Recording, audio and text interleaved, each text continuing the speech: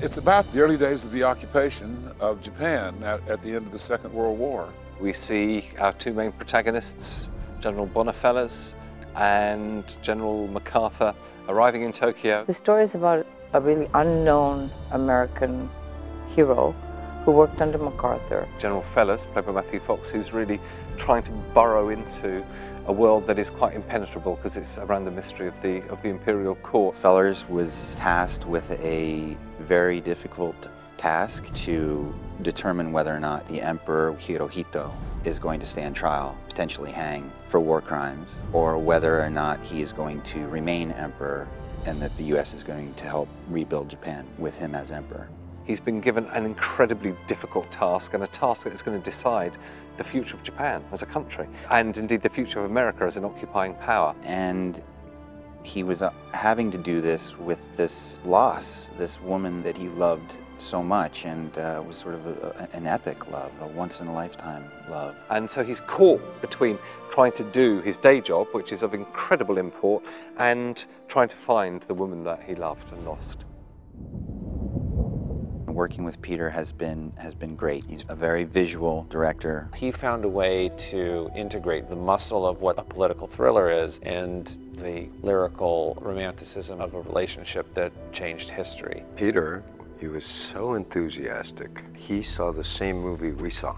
The filming has been beautiful, really beautiful. I've been so moved. You know, the attention to detail in this film, as far as, you know, creating these places, the time periods 32, 40, and 45. The attention to detail has been amazing. My great luck in this film is working with Yoko and Eugene, in that Yoko has done casting for movies great and small from The Last Samurai onwards. We knew we were going to see the best actors from Japan. I had to fight for some of these actors to come, but it was worth it. We're amazingly lucky to have Matthew Fox and Tommy Lee Jones and a really stellar cast of Japanese actors. Tommy Lee Jones is an iconic American actor. It's Tommy Lee Jones. It's amazing the way he's been able to channel the spirit of General Douglas MacArthur. He's immensely charming, immensely charismatic, very intelligent, and only a little bit scary.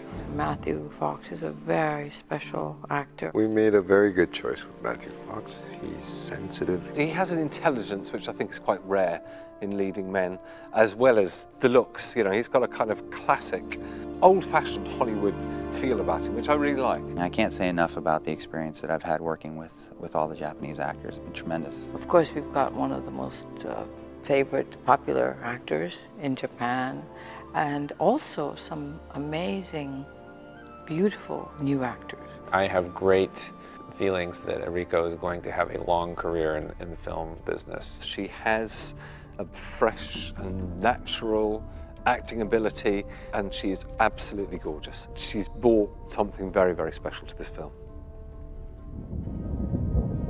The most important thing, most important choice, is who to hire. I've been a fan of Stuart for years. Absolutely fantastic. One of the best DPs I've ever worked with. How lucky am I? With Nyla, we have an Oscar winner in the costume department. With Grant, we have an Oscar winner in the production design department. In terms of the details of the world, whether it be military uniform, military equipment, protocol, living conditions, so on and so forth, all of that stuff we're trying to get as right as possible.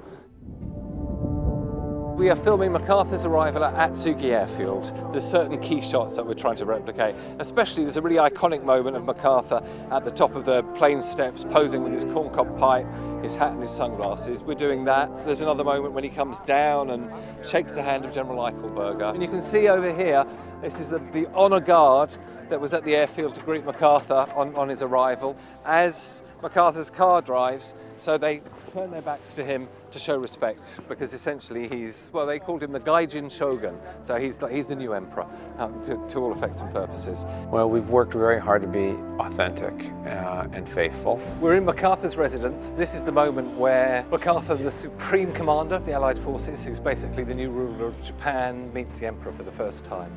And a very famous and iconic photo was taken, and really was a meeting that, if you like, sealed the fate of Japan in the post-war era. I love New Zealand. I have a very strong connection with New Zealand.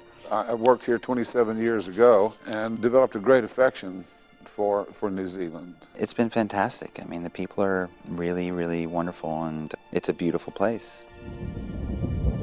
A lot of, wonderful films have come from the States to Japan, and so I wanted to be able to, service the other way. What I hope and believe is that it's very even-handed. We have tried to show the Japanese point of view as well as the American point of view. I think it's just an absolutely beautiful story, and it's also historically a very important moment in time. Historically, culturally, I think it's all very, very relevant. It's been fantastic. It's exciting for us. Really, really beautiful. What's not intriguing? I'm really, really delighted. Really good.